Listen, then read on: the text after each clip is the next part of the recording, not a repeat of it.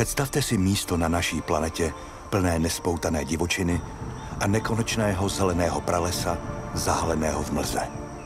Všechno je zde navzájem provázáno v dokonalé harmonii, která vznikala miliony let. Tím místem je Koňský nížinný prales, druhý největší deštný prales na světě. Jeho srdce tvoří divoká řeka Kongo, nejvodnatější řeka Afriky.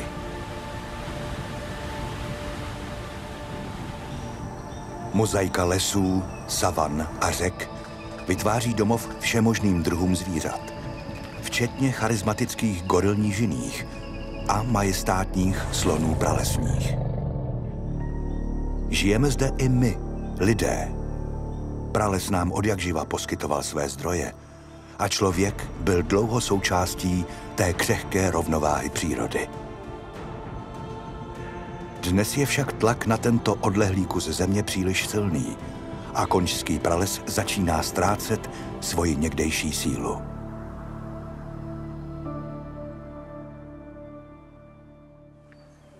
Já úplně nemůžu říct, mě vedlo k ochraně přírody, protože já jsem se vždycky věnoval spíš výzkumu a k té ochraně přírody v podstatě jsem se do toho nechal vtáhnout, protože samozřejmě jsem roky pracoval v oblastech, které jsou nějakým způsobem postižený kácením pralesu, postižený lovem zvířat, znečišťováním prostředí, a tak jsem se postupně těm problémům začal věnovat a ve výsledku v průběhu let to skončilo tím, že se věnuju víc té ochraně přírody než tomu studiu výzkumu zvířat.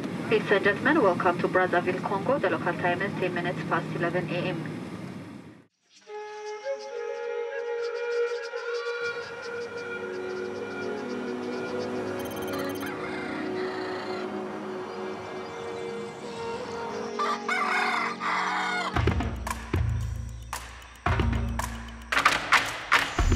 Moi, j'ai fait la chasse par mois, c'est au moins 6 fois, surtout pour manger.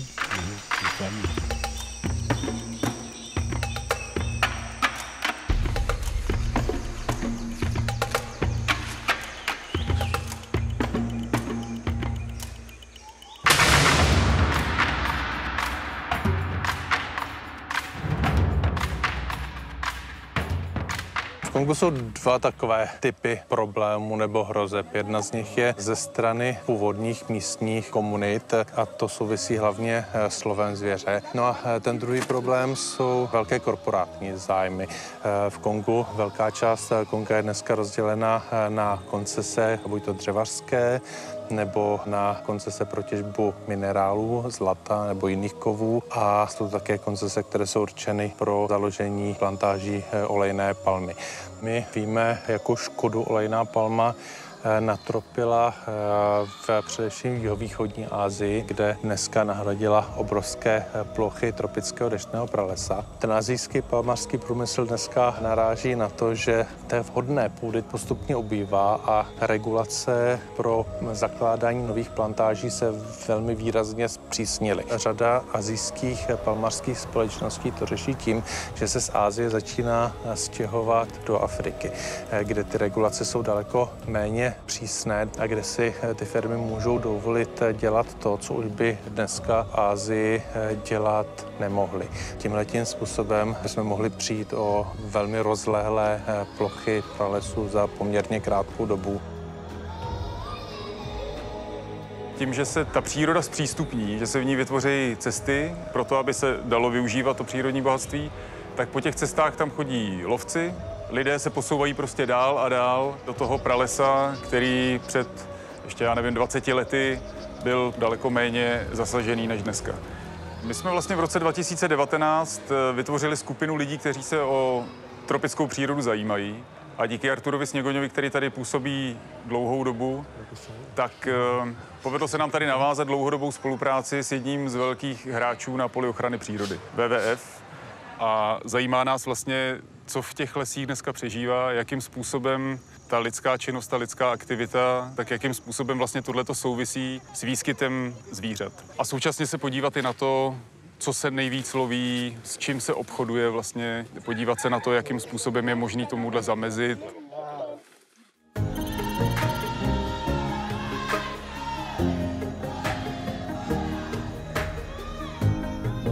Jak může obyčejná skupina výzkumníků ochránit vzácná území před zájmy velkých korporací?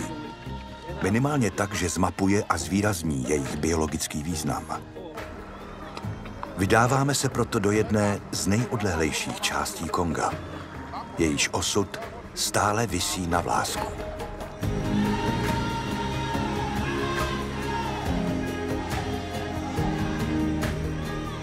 V tuhle chvíli se snažíme o průzkum biologické diverzity v oblasti, která má být postižena stavbou přehrady. Pořád je nějaká naděje, že té stavbě nedojde a ty data o biologické rozmanitosti by mohla trošičku posunout misky v tom směru, že se přehrada nepostaví vůbec. Tamhle před náma máme kemp. Vidíte u nás. Dobrý.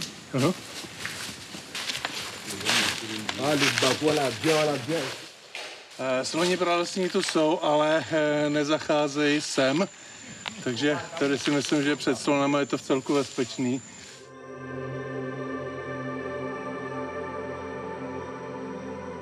V podstatě teď jsme v údolí, kde řeka Dža proráží cestu horským masivem.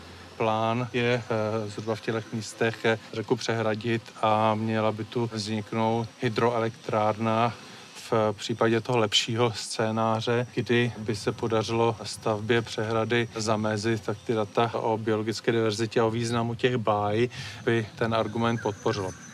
Pokud se ta přehrada postaví, tak by bylo velmi zásadní tedy skutečně ten národní park vytvořit. Takže v tomhletom případě, řekněme, vědecká data můžou být klíčovou složkou toho vyjednávání pro ochranu území.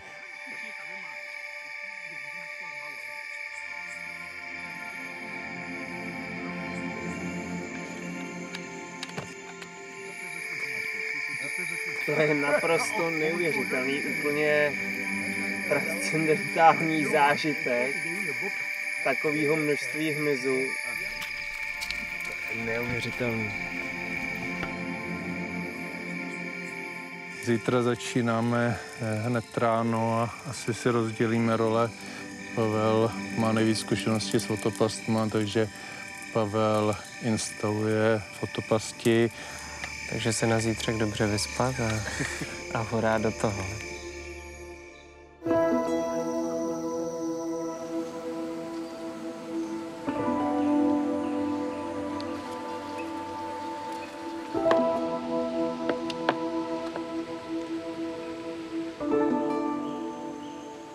Tak dneska bereme 7 fotopastí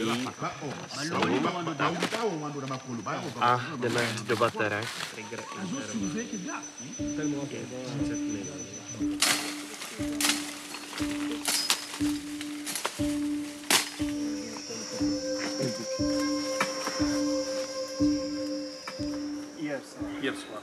Včera večer, gorelí trus.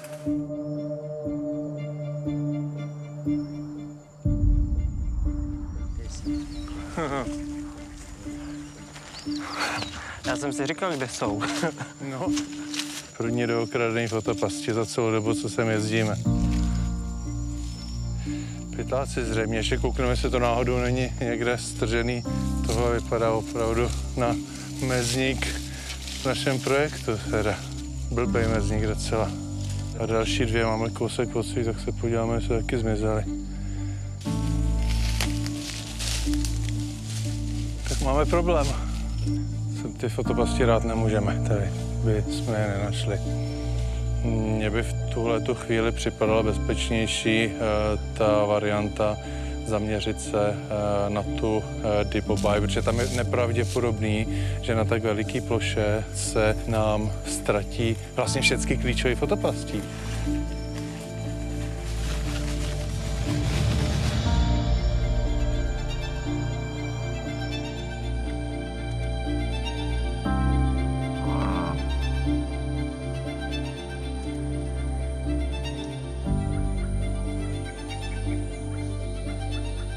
Tak vrchol dneška.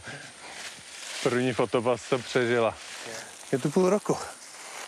Tady jsme konečně dneska našli fotopast, která byla nepoškozená, neukradená. Nahradili jsme ji fotopastí novou a už jsme teda koukli, že tam nás čeká spousta hezkých záznamů, tak se těšíme, až to uvidíme na větší obrazovce.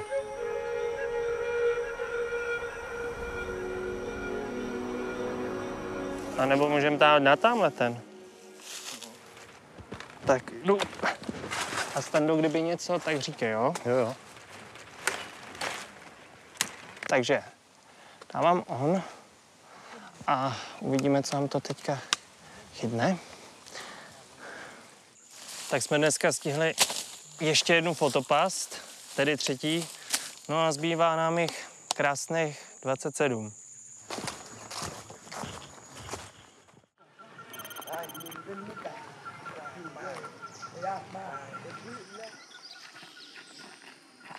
Dneska jsme vyrazili na pochod z vesnice Zouba.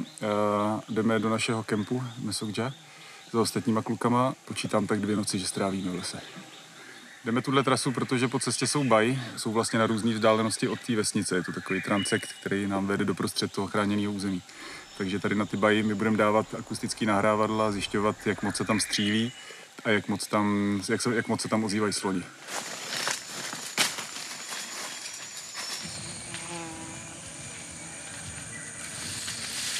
Jsou cítit sloni.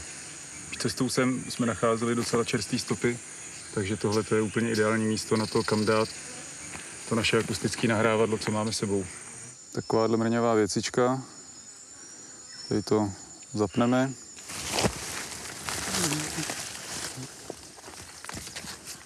Tak snad to bude co k čemu.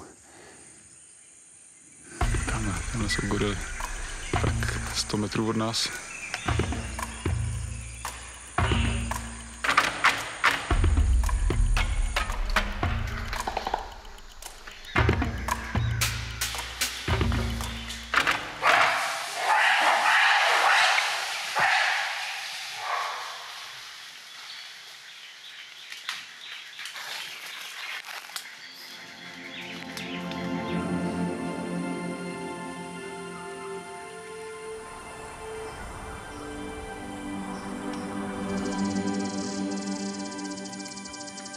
Tak jak je vidět, sem chodí sloni. Tohle místo, kde jsme teďko, to je přesně to, čemu se tady ve střední Africe říká baj, salina, místo, kam chodí zvířata. Je to tady udupaný, zvířata vlastně tady udusávají tu zem, je tady málo vegetace všude. Jsou tady místa jako minerální lizy, kam chodí žrát vlastně ty minerály, které potřebují, protože je nemají v potravě.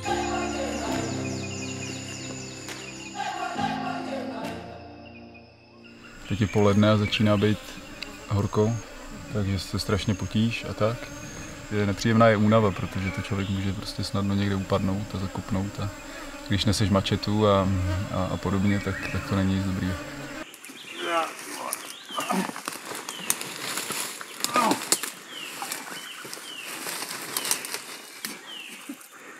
Tady málem spad Standa před rokem. Tak jsem si to zopakoval. To je úplně suchý, takže to pode mnou ruplo. Ty vole. To bez Standa mít radost, až mu řeknu, co se mi stalo. Tak jdem.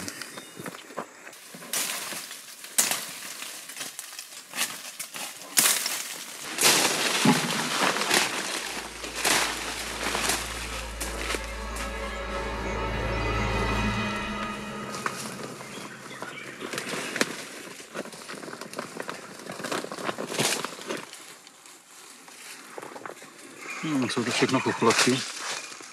Chráněný druhy to nejsou, takže by to neměl být problém pro ně. Navíc bychom ještě neměli být v té ochranné zóně. Takže v podstatě ten lov je tady legální.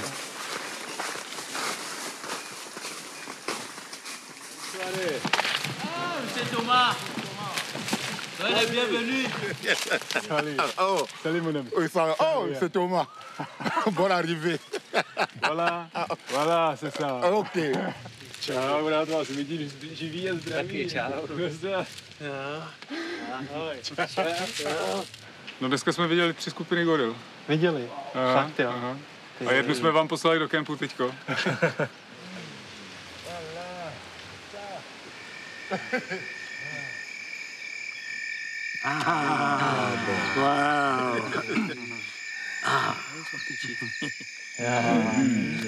Play.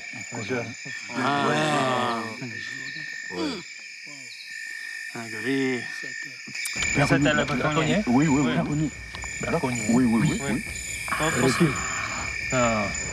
Když jsme tady byli v srpnu loňského roku, tak během jedné plavby vlastně do našeho kempu, tak jsme našli 2 tábory pytláků, jedni utekli naprosto na poslední chvíli. Halda čerstvě ulovených štětkounů. Nechali v tom kempu vlastně všechno, včetně po domácku upravovaných brokových nábojnic, které místo broků mají v sobě velkou kulku a slouží k lovení slonů.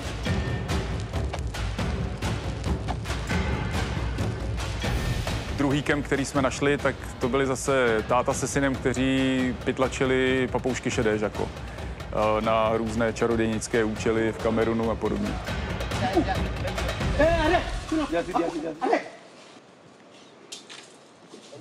Ty jsme zatkli, ti neutekli.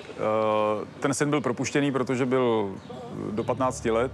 Otec byl postavený před soud, byl ve vězení v USu.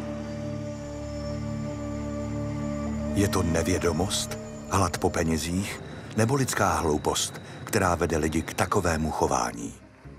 Mnohým případům lze předejít, pokud budou lovci dostatečně informováni o tom, že chráněné druhy se lovit nesmějí. Ochrana přírody musí jít vždy ruku v ruce se vzděláváním místních komunit. A s tím nám pomáhá naše místní spolupracovnice Marlène.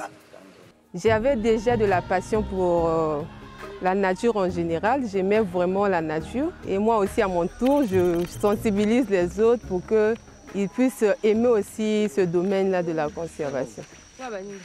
Chasse eza kosamba nango me bazali kopekisa banyama ekila boyebi ke tokoki koboma éléphant te tokoki koboma gorille te tokoki koboma yana banyama ebele bapekisi biso toboma me bapekisi bino chasse te. Sinon on met notre piège à forêt et les gens de Koga s'ils voient ça ils ont arrivé ça tout mais c'est pas bon mais nous va vivre comment? La viande de brousse, c'est la chair des animaux sauvages que les chasseurs partent chasser en forêt et ils ramènent la venaison au village. C'est une pratique qui dure vraiment des décennies. Depuis les ancêtres, c'est quelque chose qui est utilisé parce que les populations qui vivent autour des forêts ne dépendent que de cette viande de brousse-là.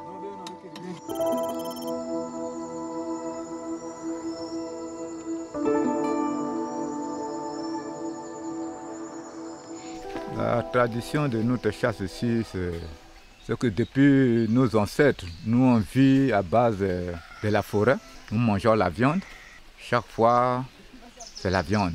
Nous n'avons pas de bœuf ici, ni de porc. C'est seulement de la viande qu'on se nourrit.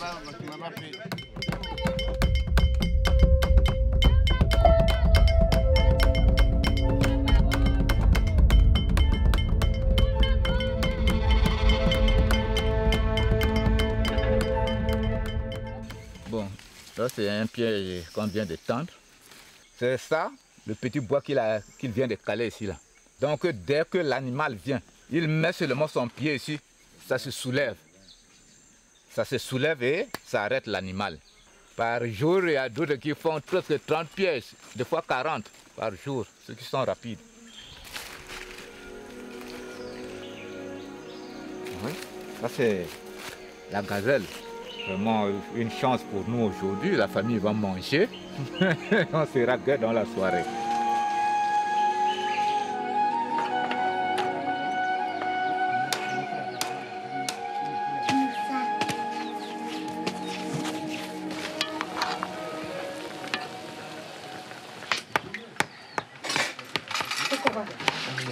Moi, tu vas à la chasse comme ça, tu ne gagnes rien, tu n'as pas les pièges en forêt, tu ne manges rien. Tu ne manges pas la viande, seulement les feuilles, le manioc, le coco, le tapioca. Les enfants se débrouillent, madame se débrouille. Le jour que Dieu va vous donner la viande, vous mangez. L'activité qui fait que la chasse soit accélérée, c'est les gens qui viennent acheter là. Quand les gens viennent acheter, bon, les chasseurs prennent les cartouches, ils vont en forêt. S'il a la chance, ils vont parce que pour trouver de l'argent. Bon, voilà pourquoi beaucoup les gens tuent en nombre. Ça c'est 3000 le prix. L'enfant tombe malade, j'ai fait la petite chasse, je vends pour payer les ordonnances à l'hôpital ou les assurances des enfants à l'école. Oui, la loi permet la consommation, l'autoconsommation. Mais la commercialisation, normalement, est interdite. Beaucoup de gens ont tendance à vendre la viande vers les centres de consommation. Au niveau des centres de consommation aussi, il y a des commerçants qui viennent acheter pour aller expédier soit à Ouesso, soit à Brazza. Donc au niveau de l'aéroport, on avait par vol au moins 500 kilos de viande qui partent vers Brazza.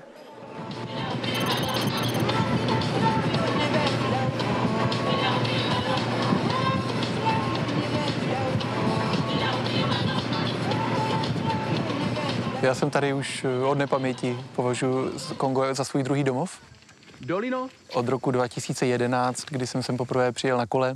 V následujících letech vedl zejména psí projekt. Ve spolupráci s českými psovody jsme vycvičili už celou smečku psů. Pes je schopen prohledat jak interiér, tak i exteriér, řekněme, zavazadlové prostory těch autobusů. No a vytipuje nám některé kufry zavazadla, ve kterých může být kontraband. Tady ti vyčenichaní kaloni jsou poměrně riskantním balíčkem, protože je známo, že kaloni jsou jedna ze skupin zvířat, která často přenáší ebolu. Během jednoho dne na checkpointu na té hlavní cestě jsou to jednotky a někdy až desítky případů nalezeného bushmeatu, který putuje z těch rurálních oblastí na venkově do centra, do Brazzaville nebo jinam. Já jsem si vědom, že ani já, ani další ochranáři nemůžeme být všude a že naprostá většina toho, co se tady děje, nám uniká. A nemá to jednoduché řešení, ale samozřejmě člověk s mou náturou, když vidí, když nějaký člověk obchoduje se zvířetem, který spadá do té chráněné kategorie a to zvíře je třeba ještě živé, tak se samozřejmě aktivisticky snažíme nějak zakročit a to zvíře zabavit, i když v tu chvíli třeba nemáme mandát. Takže opakovaně jsem takhle jako vysvobozoval luskouny, nějaké ptactvo. Není to všespásné, nějaké jako obecně replikovatelné řešení. Samozřejmě je potřeba, aby si to uvědomovali a řešili místní složky.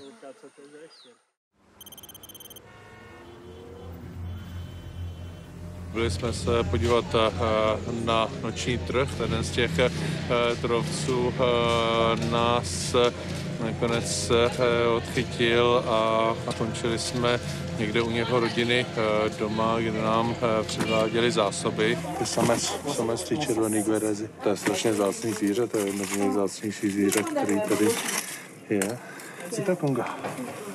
Přeřezní druhy kočkodanů, červená gvereza.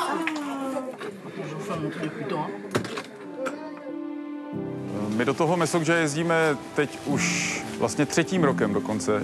My se snažíme o to, aby jsme zjistili co nejvíc dat o zvířatech v oblasti, která není pod žádnou ochranou, která je právě v těch koncesích. Tato data by měla vlastně hlavně sloužit místní vládě, aby věděla, kterou část toho lesa zachovat jako funkční koridor mezi, dejme tomu, tímhle národním parkem a tímhle národním parkem. Protože nemůžeme dopustit zkrátka to, aby z přírody zbyly jenom ty omezené ostrovy, chráněné zákonem, dejme tomu, nebo nějakou ostrahou.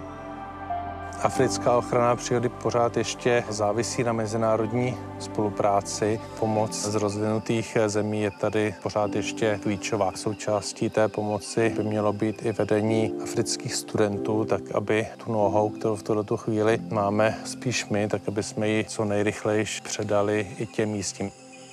Když se dívám na tu místní populaci ve střední Africe, tak fandím samozřejmě vesničanům, ať se nají. Byl bych rád, aby se tomu udělo jinak, aby nebyli závislí na tom lese 100%, aby bushmeat, zvěřina, byla třeba nějakým fakultativním zdrojem bílkovin a aby se daleko více soustředili na nějakou vlastní produkci, zemědělskou, živočišnou nebo rostlinnou. Déjà au niveau national, normalement, Il faut penser à revoir un peu la loi parce que notre loi qui régit la faune aussi a des vides juridiques. Puis insérer d'autres éléments, comme j'avais dit, si on peut autoriser la commercialisation mais réglementer, ça sera déjà une bonne chose parce que même si on interdit la chasse, la commercialisation se fait. Et au niveau local, le grand problème c'est là, sensibiliser, éduquer les populations. Ils doivent savoir que non, quand je vais en chasse, ça c'est intégralement protégé. Je ne peux pas toucher à ça parce que si je touche, il y a la prison qui est là. Úplně zásadní je to, aby jsme našli způsob, jak lidé, kteří žijí v zemích, kde ještě zůstává divoká příroda, tak aby tu divokou přírodu mohli udržitelně využívat a aby prostě zůstala divokou a funkční. Kdyby Kongo a kdyby příroda neměla naději, tak si neumím představit, že by jako život na téhle planetě měl nějaký smysl. Jo? To 30 fotopastí nainstalovaných, akustický nahrávadla jsou nainstalovaný, fotopast s videem na Levharta nainstalovaná. Jsme tady hotoví, vrátíme se za půl roku to tady zkontrolovat. Člověk přírodu ničí i zachraňuje. Dokud existují lidé, kteří ji chrání, má divoká příroda stále naději. Je jen v našich rukou, jak bude vypadat prales zítřka.